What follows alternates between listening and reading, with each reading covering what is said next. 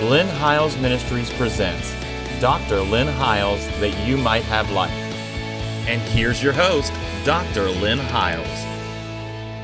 Welcome back to the program once again, and thank you for joining us on this week's program. Man, we were in such a rush last week to kind of try to force everything in that I thought I would come back and deal with this just a little bit further, because I think this is some really vital information that I'm sharing concerning Romans the 13th chapter. And as you know, if you've been following us, we have been filming for some months now the book of Romans, and we are now in chapter 13. We are in the, if you will, horizontal outworking of what the grace and gospel message can produce in our lives. And Paul starts dealing with some practical issues, which is stuff sometimes that I don't get a lot of time to deal with when I'm traveling, but I am thankful for this platform to be able to share these things. Let me just say very quickly, if you've missed any of these programs, you can go to our YouTube channel and you can watch them on demand, or you can listen to the audio portions on our podcast, or on your Android device, there is an RSS feed. The easiest way to do that is simply to go to my website at lynnhiles.com, and in the upper right-hand corner, there are icons that will take you directly to those outlets. Let me get back into the Word, today as we follow this program. We're in chapter 13. We're talking about governing authorities. We're talking about the outworking of this grace. We're not talking about our vertical relationship with God. That was in the prior chapters. We're talking about our horizontal relationships with people and how what we have with God in our life plays out this way. And it says, let me just read, let every soul be subject to the governing authorities, for there is no authority except from God, and the authorities that exist are appointed by God. Therefore, whoever resists the authority resists the ordinance of God, and those who resist will bring judgment on themselves. For the rulers are not a terror to good works, but to evil. Do you want to be afraid? Do you want to be unafraid of the authority? Do what is good, and you will have praise from the same. For he is God's minister to you for good. But if you do evil, be afraid, for he does not bear the sword in vain, for he is God's minister and avenger to execute wrath on him who practices evil. Therefore, you must be subject, not only because of wrath, but also for conscience sake. For because of this, you also pay taxes, for they are God's ministers, attending continually to this very thing. Render, therefore, to all their due, taxes to whom taxes are due, customs to whom customs, fear to whom fear, and honor to whom honor is due. And he goes on to say here, owe no one anything except to love one another, for he who loves one another has fulfilled the law. I may get to that and I may not, but I want to come back here and talk to you about the spheres of government that God set as boundaries with legal authority to operate. And when I was studying this, I put in my notes that there are 4 spheres of government that God has ordained. Without any government, all you have is chaos. And a chaos is a result of no order. So God sets order in things so that there's not chaos in our lives, chaos in our government, chaos in our world. We need governing authorities that govern in the spheres in which they have been given authority to operate, and we need godly governing in all of these spheres. The very first one is self-government. The second one is the home and family. The third form of government is the local church, and the fourth is the civil government.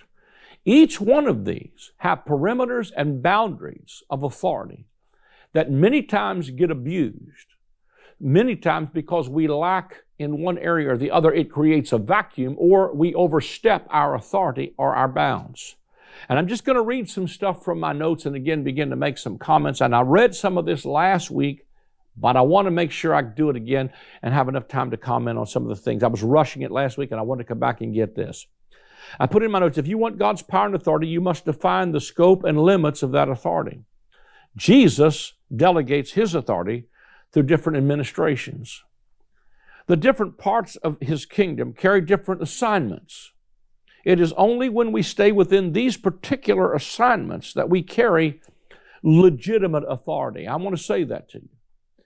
There is legitimate authority that comes from God. And when we operate within the sphere of that legitimate authority, God backs us up. I call that spheres of authority. For instance, if you are a parent, you have authority over your children, not mine. If I try to take authority over your children, I'm operating outside of the designated authority that God has given me to operate in. I'm outside of my assignment. That becomes abusive. And when we stay within these particular assignments, we carry legitimate authority. You are in authority of your home and your finances, and you are not in authority of your neighbor's finances and home. God backs you up your authority in this legitimate sphere. You have more power and authority than anyone else in this sphere. For better or for worse, God has appointed you as His representative in this sphere. That's why I think it's important for parents to speak over their children, to speak into their lives. My kids are in their 40s, and I still have a voice. They don't have to listen to me because I don't have the same authority as I did when they were in my home, but I still have a voice. And but my authority is limited to they're the sovereign of their house, and I don't violate that, and I don't try to straighten somebody else's family out. I can counsel, I can give advice, I can minister as a minister, but I have to stay within the sphere of my authority. I don't have the authority to spank your children, in other words, thank God, and you don't have authority to spank mine, or whatever that is. But it goes on. Let me just go ahead and read some more. They said, God backs up your authority in this legitimate sphere. You have more power and authority than anyone else in this sphere, for better or for worse. God has appointed you His representative in this sphere. You are the head of your house. If you are the husband or the man of the house, you are the head of your household. God gives you authority. Whenever you are standing in this place, you are the most important person there. Others may be smarter and more gifted, but you're the appointed one. This is a huge responsibility. If you're a pastor or a parent or a business owner or a mayor, God backs up legitimate authority. I told you there's two different Greek words for power in the New Testament. One is exousia, which means legal right and authority, and the other is dunamis, dynamite power. You don't need dynamo power if you don't have exousia. You don't need the dynamite if you don't have the authority to use it. And that's why I believe sometimes we need to understand even the different things as far as pastoring and leadership goes, government goes. You're the most important person there. And sometimes you may not be the smartest or the most talented, but you're still the guy in charge. And I think we need to understand that and respect that authority. However, if you try to exercise authority in someone else's sphere, then you are no longer legitimate authority. You cannot expect God to back you up. Remember, legitimate authority is given only by God. For instance, we must obey God rather than men, and Paul testified to that when he stood before some of the guys who were forbidding them to preach the gospel, because the Bible gave them legitimate authority to have the keys of the kingdom, while the government only has the legitimate authority to have the sword. So when we get those two mixed up is when we get in trouble, and we're going to see that if I can get far enough here today. Each time we get out of that sphere or influence is when we have horrific and stuff down through history of casualties to people who move outside of the sphere of influence that God gave you authority. So if you try to exercise authority in some place outside your sphere, it's not legitimate. You cannot expect God to back you up. Remember, legitimate authority is given only by God. For instance, we must obey God rather than men. That's why when the government tries to intrude into church roles, they don't have any legitimate authority to operate inside the church. Now in 2 Corinthians chapter 10, verse 13 and 15, Paul's sphere of influence was that he was over the church at Corinth, not the church of Jerusalem. The sphere of influence over the church at Jerusalem was Peter, James, and John. Paul was an apostle to the Gentiles. Just because you got apostle in your card don't mean you're my apostle. You might be somebody's apostle, and then I'm afraid that I've met an awful lot of them had it on their card. They wasn't an apostle over anybody. They didn't have any legitimate God-given authority. Therefore, God didn't back up their authority. But I believe that there are places where people, and let me say this to you as well about authority. I think authority is not something that I take over the churches that I govern or that I take over people. It is something that's given to me out of a mutual respect for a track record that's proven that I have their best interest in mind. In other words, even the authority in my home doesn't become because I'm dominating or threatening or that I try to resort to using the sword or, if you will, coercive power in my home. It comes because I've earned the respect of my wife and my children to know that I've got their best interest in mind, and therefore I've got some legitimate authority here. And so when you start to function within those roles and spheres, then, and you start to realize that even honor is not something you take for yourself. I've seen preachers, man, it was nothing more than a parade of flesh. I don't ever require anybody to even call me by a title. If you don't want to give respect, then I can't take it. You can, just because you put something on your card, and I think it's easier sometimes to give honor and respect to somebody who's not trying to get it from you, because sometimes that's just a narcissistic personality that's trying to dominate over people. Well, there's so many different dimensions of this. Paul began to say that he was an apostle of the church at Corinth, not the apostle of the Jerusalem church. By understanding our sphere, it frees us from being the world's sheriff or judging another man's servant. We must be confident in our assignments. I mean, the scripture says that we're not judges of another man's servant, whether he rises or whether he falls.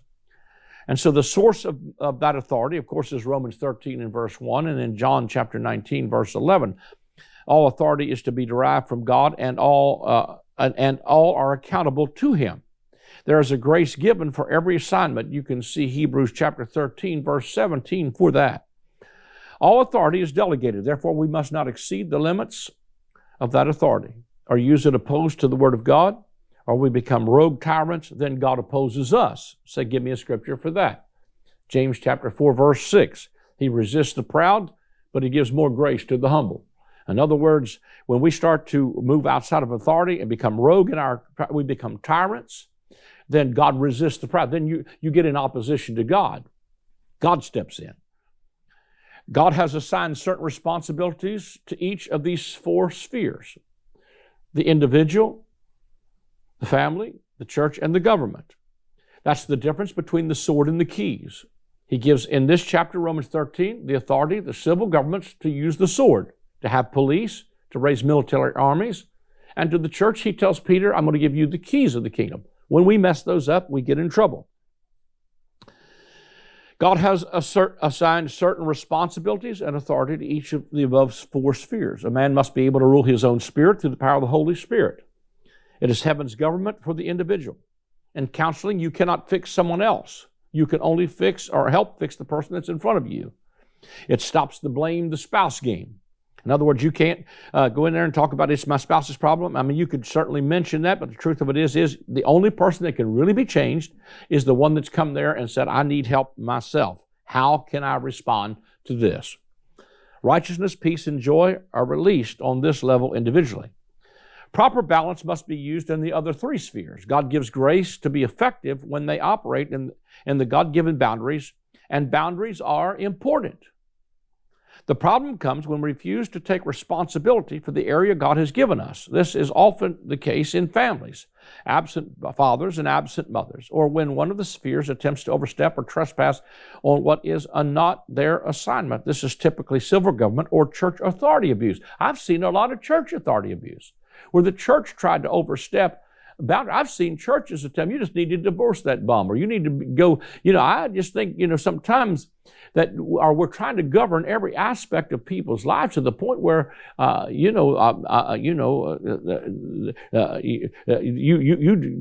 seen it where people literally turn their finances over, decisions over to the churches. They couldn't get married without the apostles' approval or prophets' approval. See, that's to me, that's an abuse of power. I read a book back sometimes, I don't forget the title of it now, but it was about spiritual abuse. And I thought, man, there's a whole lot of that stuff that goes on. And especially some of the circles where it's heavy-handed government, where men are taking authority rather than receiving authority. Well, there's a lot of rabbits we could chase here. Number 3 is the church and state, or that I guess this is the fourth one. How can we know what areas of life God has assigned to each human agents of this government? There are two distinct spheres in the earth, the church and the civil government.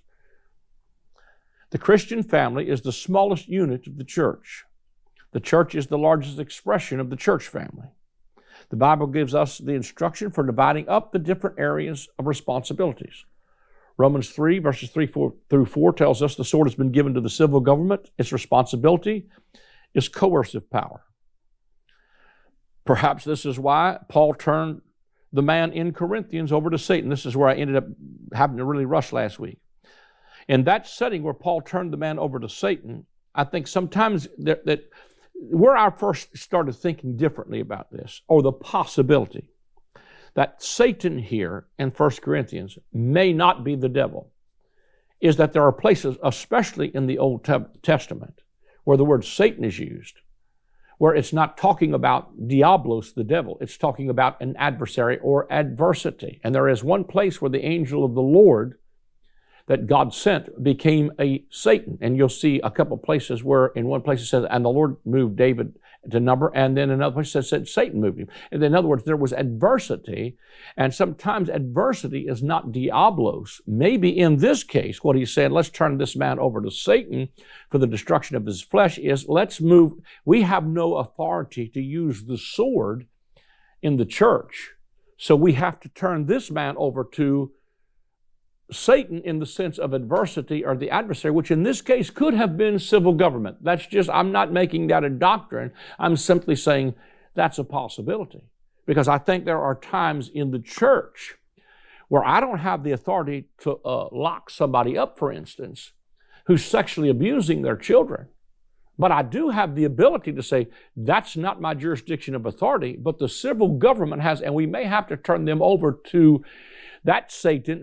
And the first thing that made me even really think about this was back whenever we went to war in Iraq, and they said that the Iraqis called the United States the Great Satan. And I thought, wait a minute, the Great Satan, they're not calling us the devil, they're calling us the great adversary. And sometimes I think what happens is that we have to turn people over to civil authorities. I think that's a last resort. I think it's when it fails. Number one, each one of these governments only come into play when you failed, first of all, to individually govern yourself. And then secondly, the family has failed to do that. And then thirdly, the church has failed to do it because you evidently have not submitted to that authority. And then last but not least, the coercive power, the power of the sword to execute judgment and terror to those who are evildoers so that they learn not to do these things. I think that's very possible what Paul was talking about here because he tells them in this context in Romans 12, verse 19 through 21, he says, never take your own revenge or vengeance. He said, vengeance is mine, saith the Lord, I will repay. This verse is for the church and not the state. He's telling you the church does not take vengeance. The church does not take revenge. That's why it's justice even in the systems of our world, is because it's not necessarily vengeance. It's justice. There's a real difference between vengeance and justice. And so I think that justice has to be served in some places. This verse is not for the church. This verse is for the church and not the state. I'm sorry. That we cannot execute vengeance. This does not mean that a Christian cannot be a soldier or a policeman. He must simply understand the difference in his roles so that when he's in a police uniform, he's not the pastor anymore. He's operating with the authority of the government that has given him authority. And are you seeing the boundaries? I hope this is helping you understand spheres of influence. Jesus told Peter to put away his sword in Matthew 26, verse 52, because he didn't give them authority to use the sword. But he did give the civil government. And I know there's a debate right now, and I'm just sorry I'm not on board with it, that there's never any reason for violence or coercion. But I'm going to tell you, I'm thankful that we've got a police force, and I'm thankful that we've got a military that protect us. Now, I think when we encroach on other people's authority, we're in bad shape. And we've overstepped our boundaries and our authorities, and God's not behind that. But I think when we operate within the sphere of the influence and authority God's given us, then we have power there. The darkest hours of church history, listen to this, is when we don't respect these boundaries. And the church took up the sword. You can see that in the Inquisitions and the Crusades. Islam has no problem to take up the sword, and as such becomes fanatical or fanaticized, and people become violent there. The greatest horrors of the 21st, or the greatest horrors of the 20th century have been by political leaders trying to use the sword to create the good society or heaven on earth through military and political power, from Adolf Hitler to create the Third Reich to Lenin and Stalin's attempt in the Soviet Union to create a workman's paradise. Think about that.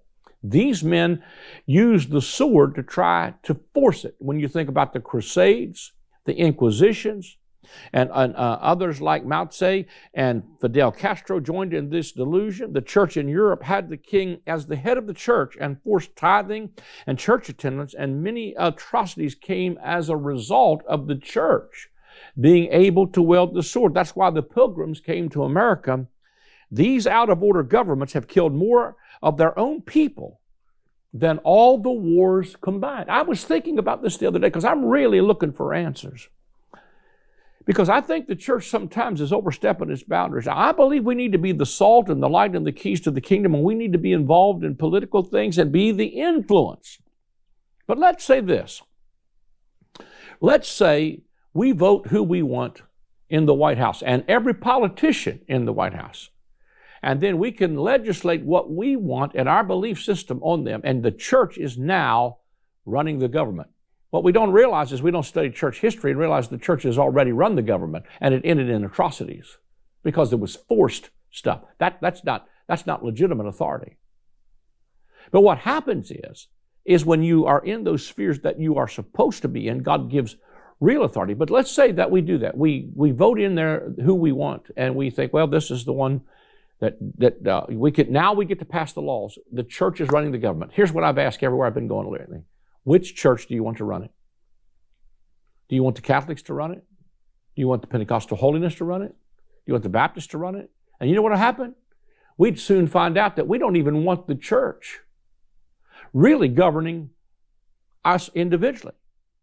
We want to be able to be free, to be able to make some decisions ourselves. So when the church uses coercive power and they pick up the sword to try to enforce their versions, then what happens is it brings atrocities, and the first thing you know, there's bloodshed. We should learn from history that there are borders and there are boundaries. And each of the above, the church was banned by the state, and the state took on in each of the above, the church was banned by the state, and the state took on the role reserved only for the church. The results in both are unimaginable horrors. This is especially true when unregenerate people come into power. When the church seizes power not assigned to it, or robs the family or the church what has been given to them by God, they become a thief. It may exercise power, but not authority. It then becomes illegitimate in its source, and God will therefore oppose it. It is a righteous thing with God to recompense trouble to them that trouble you, is what the book of Corinthians says. For example, one can steal a child, but not the paternity of that child. One can steal power, but not authority. It's the difference between exousia and dunamos, both Greek words for power and legal authority. The founding fathers founded this nation as students of the Bible. And you can see that on the Liberty Bell. Their writings reveal a heavy dependence on a worldview of the Bible. In fact, they quote from it and allude to it more than any other book. In the Constitution and the amendments, they strictly limit the growth and reach of the government. That is why they established the balance of powers, the judicial branch, the courts, the executive branch, and the legislative branch in balance one against each other. Even Moses did this. It was Moses, the patriarchs, and the Levitical priesthood. They were all separate in their function. And we can see down through even the Bible where when I believe it was Saul refused to wait for Samuel, he entered into doing something that was not his jurisdiction, and God opposed him for it and rejected him as king. He became an illegitimate authority because he overstepped the boundaries of those powers. I think that our forefathers had some pretty wise stuff. and I went on to put in here that that the First Amendment was first of all, they were separated into these three powers: the judicial branch, the executive branch, and the legislative branch. Perhaps their concern was more clearly seen in the very First Amendment, which limits the incursion of the government into areas reserved just for the church. Congress shall pass no law respecting an establishment of religion or prohibiting.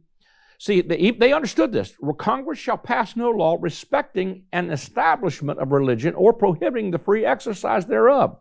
The First Amendment was not written to limit the church. Listen to me. It was written to limit the government. The real danger is it has coercive power and continues to overreach. It is correct that the church and the state should remain separate, each in its proper role, just like the branches of government. The government has an appetite to replace God, just like Caesar did.